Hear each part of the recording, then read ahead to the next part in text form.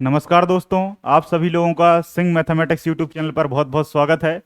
तो आज हम फिर से एक नया टॉपिक आपके सामने लेकर आए हैं। आज का हमारा टॉपिक है, जैसा कि आपको बोर्ड पर दिख रहा है, आनुवांशिक बीमारियां। है ना। आनुवांशिक बीमारियों के बारे में आज हम पूरा डिटेल से समझेंगे। इस टॉपिक को हमने इसलिए उठाया है क्योंकि इससे क्वेश्चन हर एक एग्जाम में देखने को मिलते हैं। बीमारियां तो बहुत सारी होती हैं, बीमारियां बहुत सारी होती हैं, और बहुत सारे स्टूडेंट ये समझते हैं कि बीमारियों के जो कारक हैं, जो फैक्टर हैं, वो एक ही हैं, जबकि ऐसा नहीं है। बीमारी अलग अलग प्रकार से होती है। आनुवांशिक बीमारियां हैं, ये किसी कारणों से नहीं होती, बल्कि ये हमारे ही बॉडी में जो डिस्टरबेंस पैदा हो जाता है, हमारे ही बॉडी के जो अंग हैं, जो कोशिकाएं हैं, जो ऊतक हैं, टिश्यू हैं, उनमें जब डिस्टरबेंस हो जाता है तब वो चीज पीढ़ी दर पीढ़ी आगे बढ़ जाती है। इसको आनुवांशिक बीमारी कहते हैं। लेकिन इसके अलावा भी और बहुत सारी बीमारी होती हैं, जैसे वायरस की बीमारियां, जैसे अभी कोरोना वायरस की बीमारी कोविड-19 है। बैक्टीरिया की बीमारियां, बैक्टीरिया से टीबी होता है। कुछ लोग वायरस बैक्टीरिया को एक समझते हैं, जबकि अलग अलग है। वायरस कैटेगरी अलग है, बैक्टीरिया अलग है, और इसके अलावा परजीवी अलग होता है। प्रोटोजोन्स, प्रोटोजोआ से होने वाली बीमारियां अलग हैं।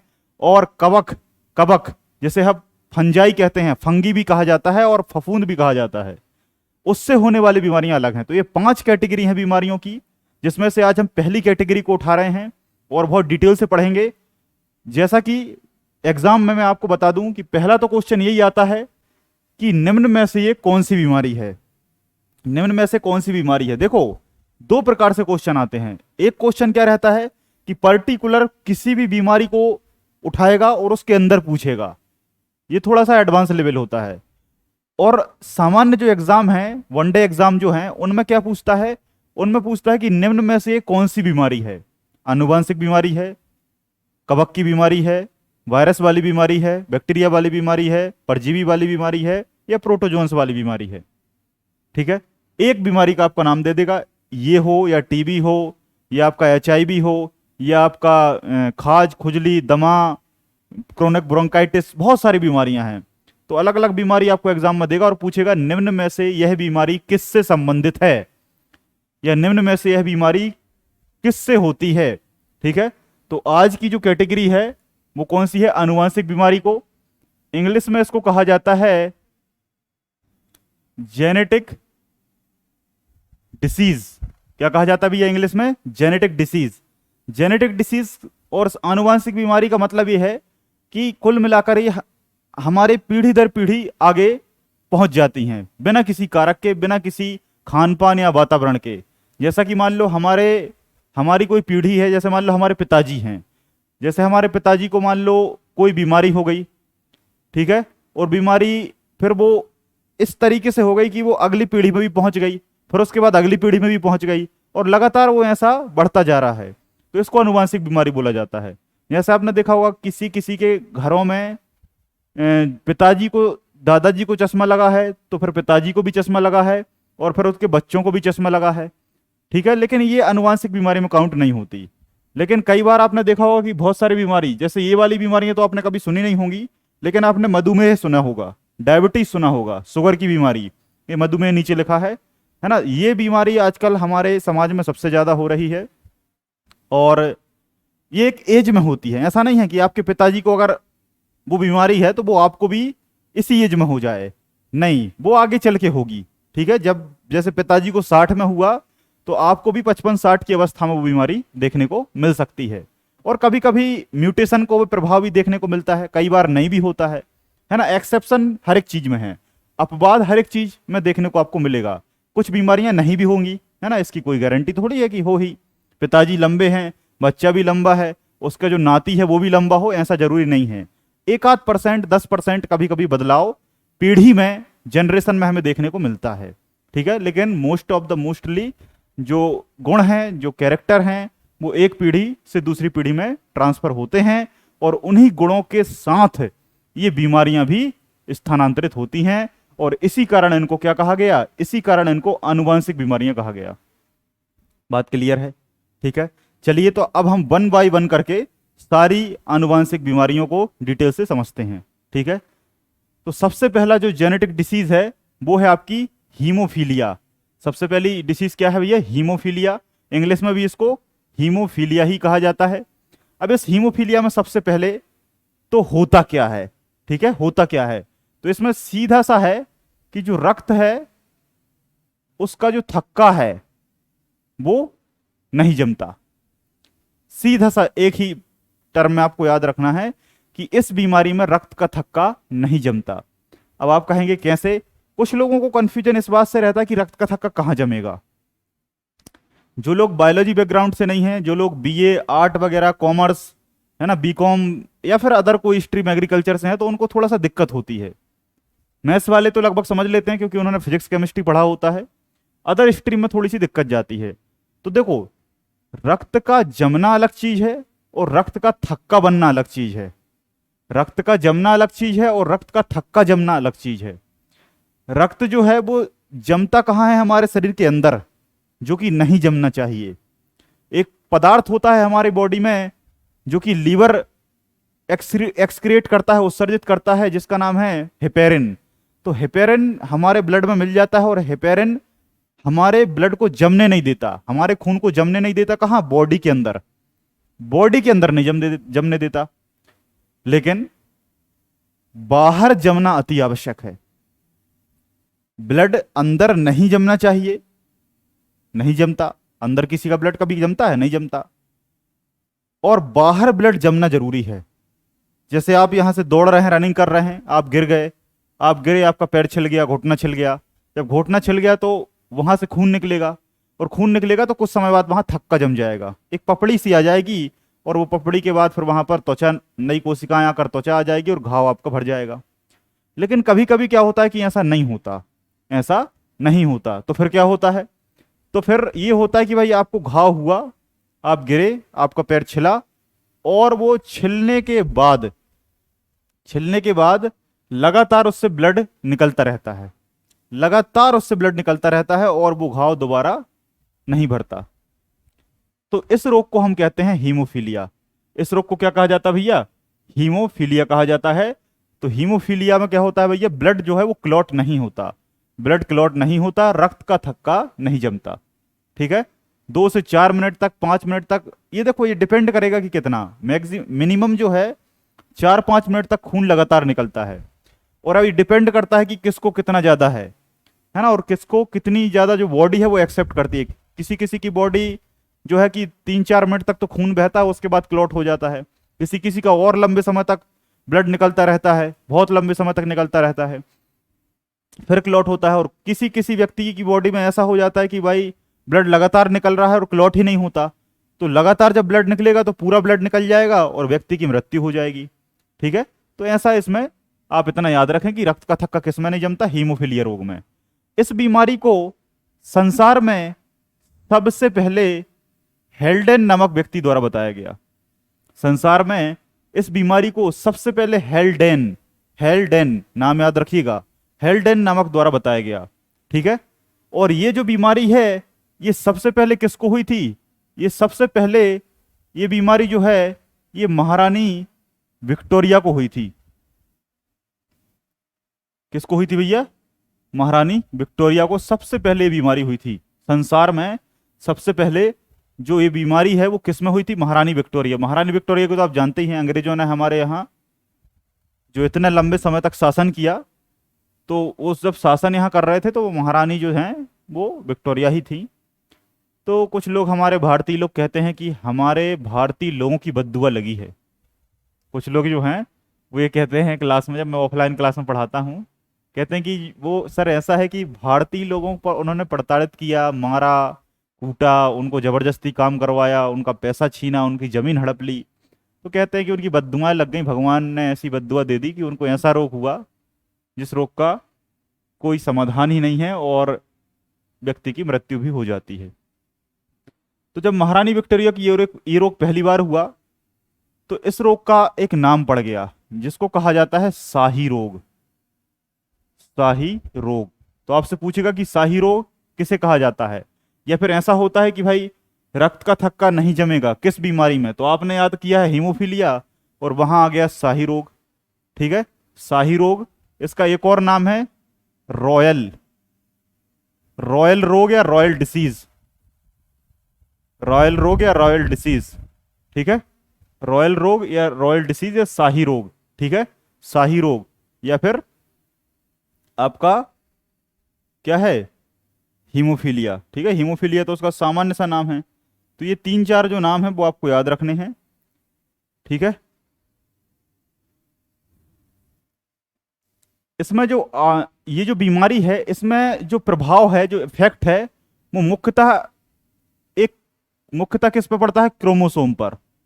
अब क्रोमोसोम आपको समझ में नहीं आएगा, मैं बताऊंगा कि क्रोमोसोम क्या है, हिंदी में गुणसूत्र कहते हैं।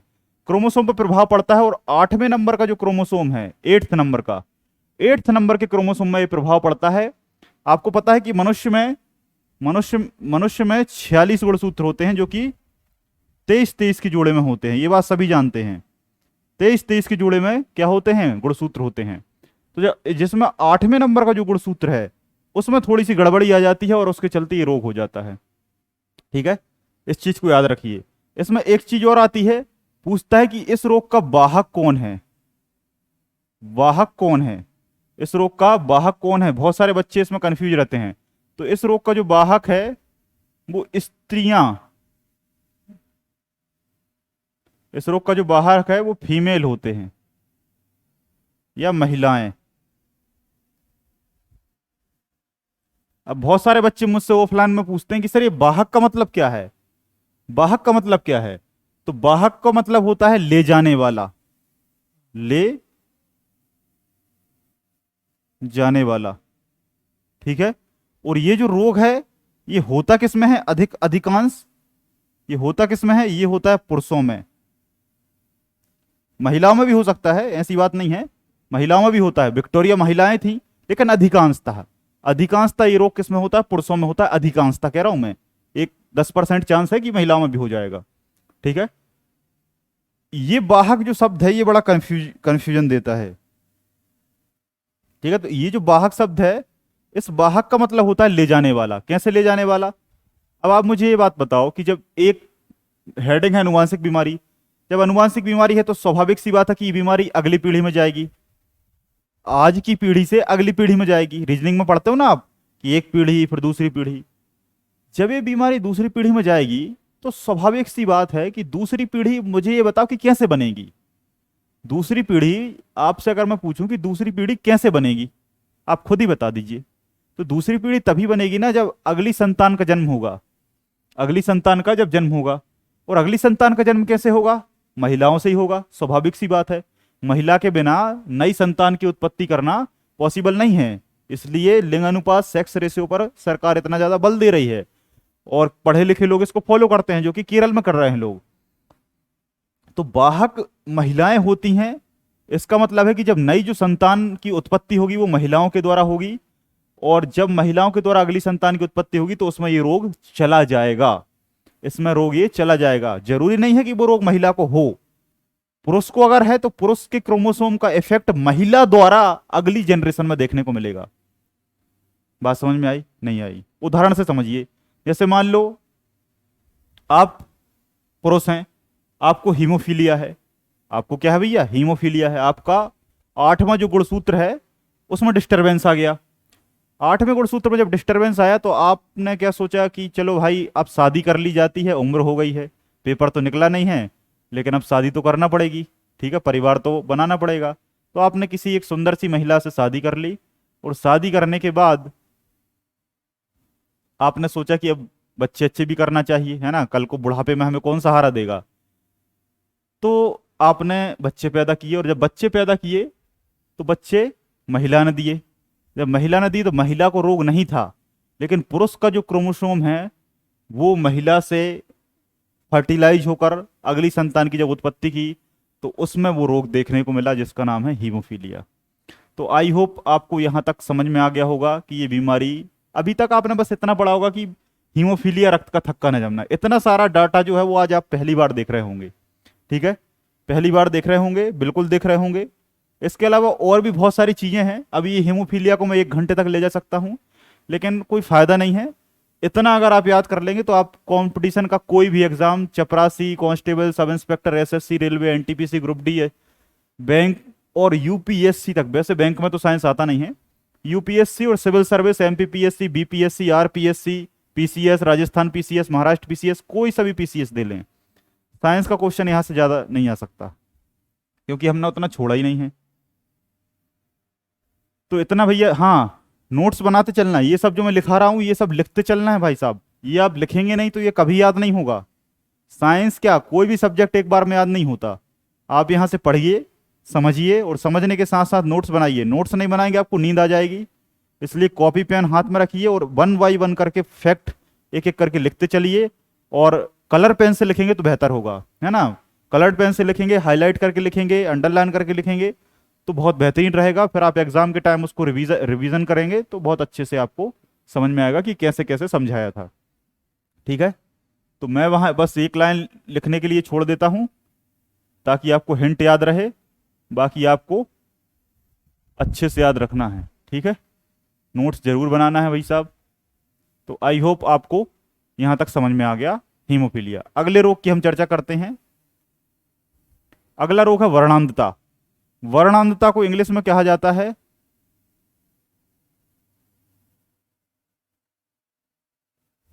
Colour blindness. ठीक है, क्या कहते हैं भैया, कलर ब्लाइंडनेस। नाम से स्पष्ट हो रहा है, इसमें तो कुछ सोचने की जरूरत ही नहीं है, ये तो आप वैसे ही समझ पा रहे हैं। कलर का मतलब होता है रंग, और ब्लाइंड मतलब होता है अंधा व्यक्ति। कहते हैं ना कि भाई अंधे हो गए हो क्या, ब्लाइंड हो गए हो क्या, ब्लाइंड। तो ब्लाइंड मतलब होता है ना दिखना, ब्लाइंड से ही बना है ब्लाइंडनेस, ब्लाइंड से ही क्या बना है, ब्लाइंडनेस। तो कलर ब्लाइंडनेस इसको इंग्लिश में कहते हैं। सीधा सा रंग, सीधा सा मतलब है, सीधा सा, सीधा सा मतलब है रंग ना पहचानना, do not identify of any colour. Basically इसमें 2 कलर इंपॉर्टेंट हैं, रेड और ग्रीन। ठीक है, लाल और हरा। ठीक है, वैसे तो सब ये डिपेंड करेगा कि आपकी किस प्रकार की कोशिकाओं में दिक्कत आई है, लेकिन मुख्यतः अधिकांश तौर पर अगर आपसे कभी पूछ ले कि कलर ब्लाइंडनेस में या वर्णांधता में कौन सा कलर व्यक्ति नहीं देख पाता, ठीक है, तो लाल नहीं देख पाता और हरा नहीं देख पाता। लाल और हरे में भेद नहीं बता पाता, अंतर नहीं बता पाता। तो भैया जब ये अंतर नहीं बता पाता तो फिर ये दिखते कैसे हैं, तो ये जो दोनों कलर हैं ये दिखने लगते हैं काले, ब्लैक। ये दोनों रंग कैसे दिखने लगते हैं भैया, काले दिखने लगते हैं, ब्लैक दिखने लगते हैं। ठीक है, काले दिखने लगते हैं, ब्लैक दिखने लगते हैं। इस पे से एक वेब सीरीज भी आई है, अभी आपने देखा होगा, एमएक्स प्लेयर पे एक वेब सीरीज पड़ी है जिसका नाम है मैच्योर, है ना, आई एम मैच्योर करके एक वेब सीरीज है, उसमें स्कूली लाइफ को बताया गया है, तो उसको जरूर देखें। देखो हर एक चीज में कुछ ना कुछ ज्ञान छिपा होता है। तो उसमें जो बच्चा होता है वो दुकान पे जाता है और दुकान पे जाके कहता है कि मुझे काला खट्टा दे दो, काला खट्टा। तो जब वो काले खट्टा मांगता है और वो हाथ रखता है लाल और हरे वाले पे, लाल और हरे वाले पे जो आता है ना बर्फ का गोला, तो लाल और हरे वाले पे वो हाथ रखता है और कहता है काला खट्टा दे दो, तो इसका मतलब वहां वो वर्णांधता रोग को आपको सिखाने की कोशिश कर रहे हैं। और एक समस्या होती है, जितनी भी आप ऐसी वैकेंसी में फॉर्म डालेंगे जो वैकेंसी सेना से संबंधित हो, आर्मी वगैरह, आर्मी, एयरफोर्स या police, army, air force, navy, police, SSB, BSF, है ना, CISF, SSC, GD, general duty, तो ये सारी जितनी भी वैकेंसी हैं इनमें आपको दिक्कत हो जाएगी। अगर आपको कलर ब्लाइंडनेस है तो आप जा ही नहीं सकते, क्योंकि ये ऐसा रोग है कि इसका उपचार करना पॉसिबल नहीं है, इसका उपचार हो ही नहीं सकता। आंख में अगर कोई भी समस्या है, अगर आपको निकट दृष्टि दोष है या दूर दृष्टि दोष है, तो उसका निवारण हो सकता है ना। लेजर एक ट्रीटमेंट होता है, ऑपरेशन होता है, तो लेजर से आपका चश्मा, मेरा एक फ्रेंड है उसे नंबर था, है ना, जैसे मेरा चश्मा है वैसा उसका भी नंबर था, उसने लेजर ट्रीटमेंट करवाया और वो आर्मी की दौड़ में दौड़ गया और आज वो पोस्टेड है, आज वो पदस्थ है बढ़िया तरीके से, 4-5 साल हो गया उसको जॉब करते हुए। तो कर सकते हैं, लेकिन अगर आपको कलर ब्लाइंडनेस हो गया तो आप कुछ भी नहीं कर सकते, इसका कोई इलाज नहीं है। ठीक है, कोई इलाज नहीं है। और सेना में क्यों नहीं लेते भैया, लाल और हरा नहीं पहचानोगे। पता चला आप पुलिस वाले हैं, सिग्नल पे खड़े हैं, सिग्नल लाल है, आप हरा समझ के सीधे निकल गए, हरा भी आप नहीं पहचान पा रहे, आपको काला दिख गया, है ना, तो समस्या आ सकती है। ट्रैफिक पुलिस या सेना आप नहीं जा सकते। अब एक क्वेश्चन और बनता है कि भाई कलर ब्लाइंडनेस में रंग नहीं पहचान पाते, ये बात हम जानते हैं, लेकिन रंग क्यों नहीं पहचान पाते? तो हमारी जो कोशिकाएं हैं उनमें क्या आ जाता है, डिस्टरबेंस आ जाता है। तो कौन सी कोशिकाएं हैं वो? उन कोशिका का नाम है आई कोशिका, आंख की सेल, आंख की सेल। और इनका नाम क्या है? इनका नाम क्या है, ये आपको आज कमेंट सेक्शन में आंसर देना है, ठीक है। कमेंट सेक्शन में जो लोग मेरे सिंसियर स्टूडेंट हैं, जो सिंसियर तरीके से पढ़ाई करते हैं ऑफलाइन में, जिनने मुझसे पढ़ा है, वो ये बात जानते हैं कि मैं हर एक लेक्चर में एक नया क्वेश्चन जरूर देता हूं, जिससे आप घर जाकर उसको पढ़ें, स्टडी करें, देखें, ठीक है। तो आज सारी चीज़ें मैं बताऊंगा, लेकिन ये क्वेश्चन मैं आपके लिए दे रहा हूं। आपको आंख वाले चैप्टर में देखना है और देखना है कि आंख की वो सेल का नाम क्या है, जिस सेल में जब गड़बड़ी आ जाती है तो हमें कलर ब्लाइंडनेस हो जाता है, ठीक है। तो इस रोग में बस इतना ही।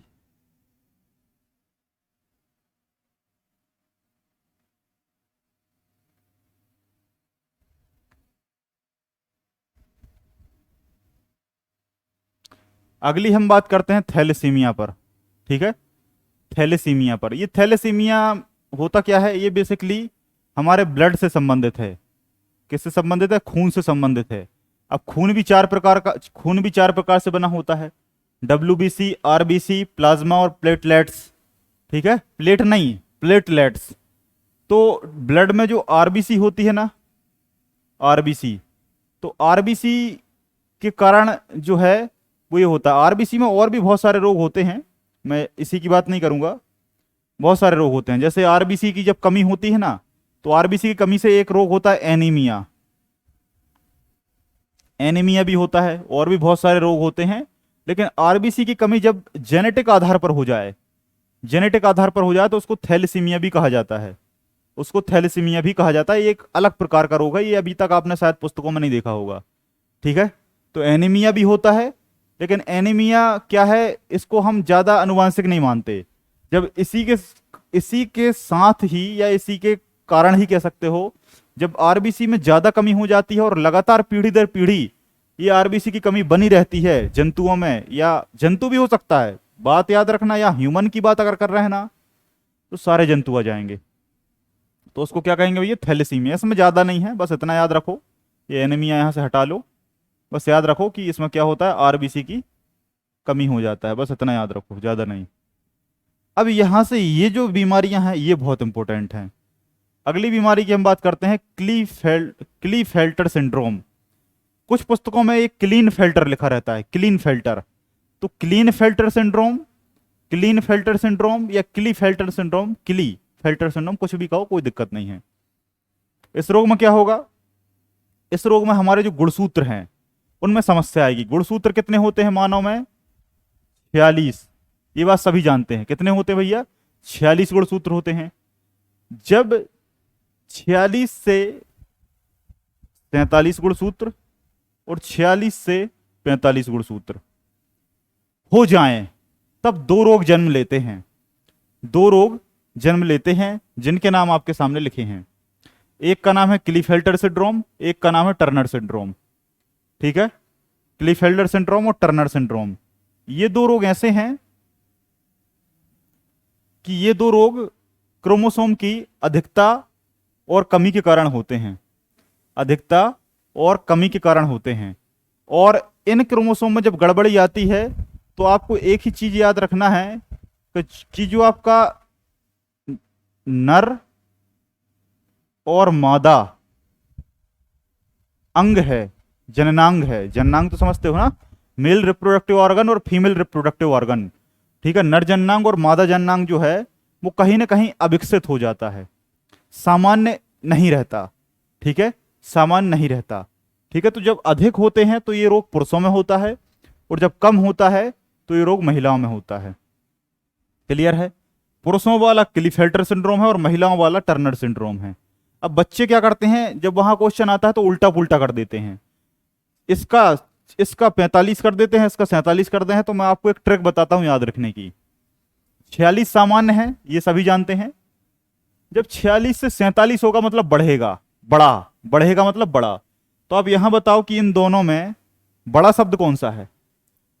ये बड़ा नंबर और इनमें बड़ा नंबर कौन सा है? ये तीन। देखो सिंड्रोम को हटा दो, सिंड्रोम को हटा दो। ये बड़ा शब्द है कि ये बड़ा शब्द है? ये 3 शब्द का है और ये 1 2 3 4 5 6 शब्दों का है। तो ये बड़ा है मतलब इसमें 47 हो जाएंगे और ये छोटा है मतलब इसमें 45 गुणसूत्र हो जाएंगे। बात समझ में आई तो बोलिए यस सर। बात समझ में आई? यहां तक डन है, क्लियर है? आगे बढ़ें। बहुत सिंपल सी चीजें हैं, बहुत सिंपल तरीके से।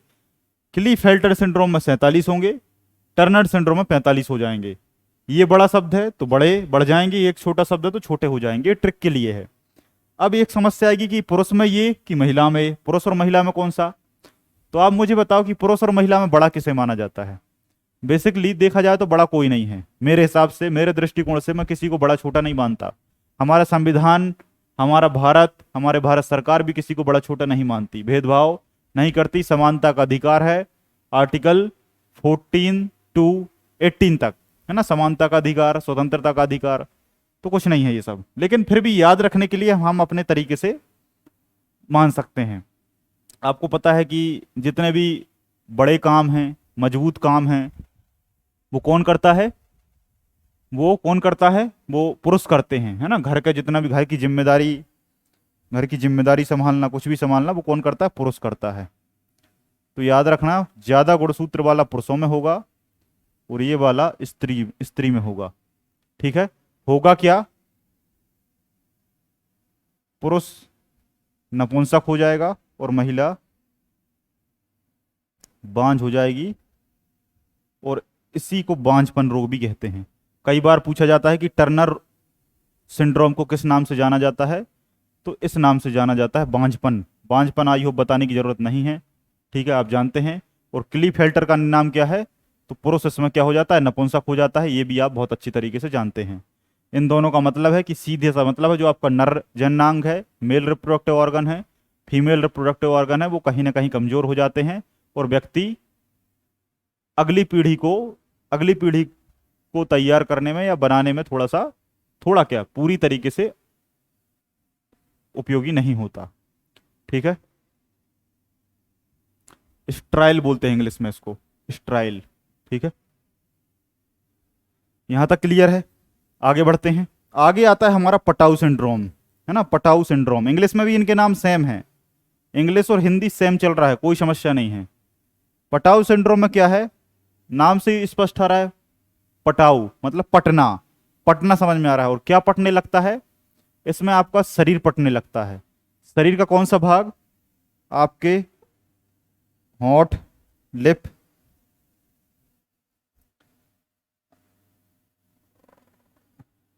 तालू। तालू समझते हो ना? ये जो आपकी जीभ है ना, अंदर जीभ के ऊपर वाला, और जीभ भी टंग, टंग। आपकी जीभ और जीभ के ऊपर का तालू मतलब मुंह के अंदर वाला भाग, और आपके ओंठ, ये क्या होने लगते, ये क्या हो जाता है? फटने लगते हैं, फटने लगते हैं। इसी कारण इसका नाम क्या पड़ा? इसी कारण इसका नाम पड़ा पटाऊ सिंड्रोम। ठीक है? ये इसकी मुख्य चीज है। अगला हम बात करते हैं डाउन सिंड्रोम। ठीक है? डाउन सिंड्रोम रोग में क्या होगा? डाउन सिंड्रोम में क्या होगा? डाउन सिंड्रोम रोग जो है, इसमें भी व्यक्ति जो है उसकी जो सामान्य स्थिति है वो ठीक से नहीं रहती। सामान्य स्थिति ठीक नहीं रहती, कहीं ना कहीं उसमें समस्या आ जाती है। डाउन का मतलब होता है, डाउन का मतलब होता है कम, कम हो जाना। कम हो जाना क्या? कम नहीं, एक्चुअल में ये कम या ज्यादा कुछ भी हो सकता है। कम या ज्यादा इसमें क्लियर आइडेंटिफाई नहीं है, लेकिन ये कम ज्यादा जो है, कम ज्यादा में डिस्टरबेंस आ जाता है। किसमें? गुणसूत्र में। जो गुणसूत्र की सामान्य स्थिति है वो कहीं ना कहीं डिस्टर्ब हो जाती है, और जब डिस्टर्ब होगी तो समस्याएं आएंगी। क्या समस्याएं आएंगी? क्या समस्याएं आएंगी? वही समस्याएं आएंगी कि व्यक्ति का जो सामान्य शरीर है वो सामान्य नहीं रहेगा, बढ़ जाएगा, छोटा हो जाएगा, है ना, गोल हो जाएगा, चेहरे का आकार अजीब अजीब सा हो जाएगा, है ना, बड़ी अजीब और गरीब। और एक रोग होता है अल्जाइमर। अल्जाइमर रोग से भी क्या है, व्यक्ति ग्रसित हो जाएगा, है ना। ये क्वेश्चन अच्छे से याद रखना। डाउन सिंड्रोम में क्या है कि जो व्यक्ति सामान्य है ऐसा सामान्य नहीं रहेगा, उसके हाथ पैर, उसका चेहरा, उसकी बॉडी का आकार, शेप एंड साइज जो है वो कहीं ना कहीं डिस्टर्ब हो जाएगा गुणसूत्र के कारण, क्रोमोसोम की डिस्टरबेंस के कारण। ठीक है। और जब डाउन हो जाएगा तो उसमें अल्जाइमर रोग हो जाएगा, और इसके अलावा और भी बहुत सारे रोग हो सकते हैं, कोई फिक्सेशन नहीं है इसमें। ठीक है। तो ये रोग को भी आप याद रखें। हमारा आज का अंतिम दो रोग हैं, एक का नाम है मधुमेह और एक का नाम है कैंसर। ठीक है। मधुमेह तो आप जानते ही हैं, यहां लिख देता हूं।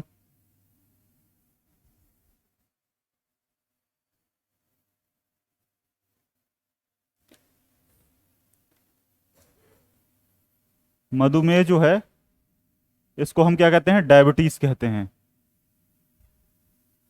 डायबिटीज कहते हैं इंग्लिश में, और सामान्य भाषा में हम शुगर की बीमारी भी कहते हैं कि भाई हमें शुगर की बीमारी हो गई है। तो शुगर की जो बीमारी है ये एक्चुअल में एक कारण से होती है जिसका नाम है इंसुलिन। और इंसुलिन क्या है?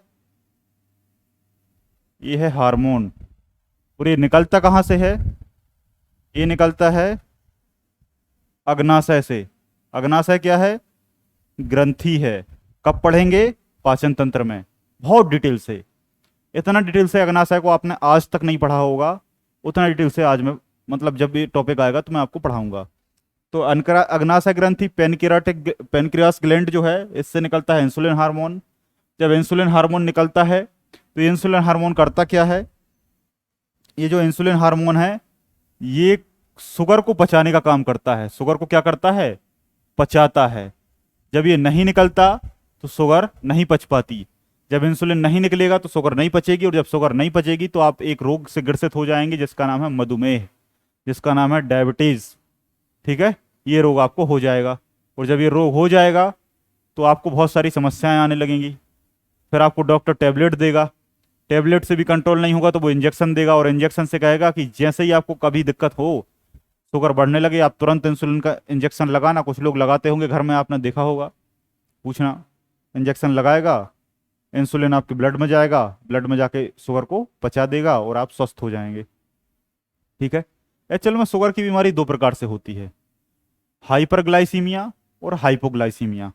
ये दो प्रकार की बीमारी होती है, लेकिन मैं अभी अपने आप को रोक रहा हूँ। इसका टॉपिक जब अग्नाशय में आएगा तो मैं बहुत बड़े लेवल से पढ़ाऊंगा। ठीक है। तो याद रखिएगा, जब शुगर की बीमारी अधिकांश तौर पर होने लगे तो ये फिर बच्चों में भी हो जाती है, मतलब बच्चे जब बड़े हों, फिर उसके अलावा अगली पीढ़ी, अगली पीढ़ी, अगली पीढ़ी, और इसी कारण इसको क्या नाम दे दिया? अनुवांशिक रोग। क्लियर है। एक रोग और है कैंसर। कौन सा कैंसर? रक्त cancer, blood cancer. Cancer basically चार प्रकार का होता है, कार्सिनोमा, सार्कोमा, लिम्फोमा और ल्यूकेमिया। तो ये जो ल्यूकेमिया है इसको ब्लड कैंसर कहते हैं। ल्यूकेमिया जो है ये ब्लड कैंसर कहलाता है। और ये ब्लड कैंसर भी जब अधिक पीढ़ियों में होने लगे तो ये फिर एक पीढ़ी से दूसरी पीढ़ी में ट्रांसफर होने लगता है। और ये किस में होता है? ये होता है WBC में। WBC means white blood cells. C for actual में कार्पासेल्स होता है, लेकिन हम सेल्स भी कह देते हैं सामान्य भाषा में। तो WBC जब बढ़ने लगती है तो वो ल्यूकेमिया कहलाते हैं, और जब कमने लगती है तो ल्यूकोपेनिया कहलाता है। ठीक है। तो ल्यूकेमिया हो जाता है, और ल्यूकेमिया कैंसर का प्रकार है, ब्लड कैंसर का प्रकार है। और ये जब अधिकांश तौर पर होने लगता है एक पीढ़ी से दूसरी, तीसरी, चौथी, तो इसको हम नाम दे देते हैं अनुवांशिक बीमारी। क्या नाम देते हैं भैया? अनुवांशिक बीमारी। तो यहाँ पर सारी आनुवांशिक बीमारियां आपने बहुत डिटेल से पढ़ी होंगी। आई होप इतना डाटा आपको पहली बार देखने को मिला होगा, जानने को मिला होगा। बहुत कुछ आपको आसान भाषा में सीखने को मिला होगा। ठीक है, अगर आप इसी तरीके से लेक्चर को चाहते हैं कि लगातार हमें ऐसे लेक्चर मिलते रहें बहुत अच्छे लेवल से, बहुत सिंपल और आसान भाषा में, मेरे ख्याल से ऐसा कोई शब्द नहीं होगा जो आपको समझ में नहीं आया हो। मैं एक चीज़ मानता हूं कि कुछ चीज़ें आपको समझ में नहीं आई होंगी। उसका एक मुख्य कारण ये है कि अभी आपने बैकग्राउंड को नहीं पढ़ा। जैसे इंसुलिन वाला ये कॉन्सेप्ट है, ये मैं आपको बहुत डिटेल से अगनाशय में पढ़ाऊंगा। कैंसर वाला ये है, ये मैं बीमारी में पढ़ाऊंगा। ये WBC ब्लड, ये सब मैं ब्लड सिस्टम जब पढ़ाऊंगा तो बहुत 10 क्लास में मैं ब्लड सिस्टम खत्म करूंगा। ठीक है, तो बहुत अच्छे लेवल से आपको समझ में आएगा। तो अगर लेक्चर अच्छा लगा हो तो लाइक, शेयर और सब्सक्राइब जरूर करें, और इसी तरीके से हमारे चैनल पर बने रहें। आप सभी लोगों का मेरे इस वीडियो को देखने के लिए बहुत बहुत धन्यवाद। Thank you so much. जय हिंद, जय भारत।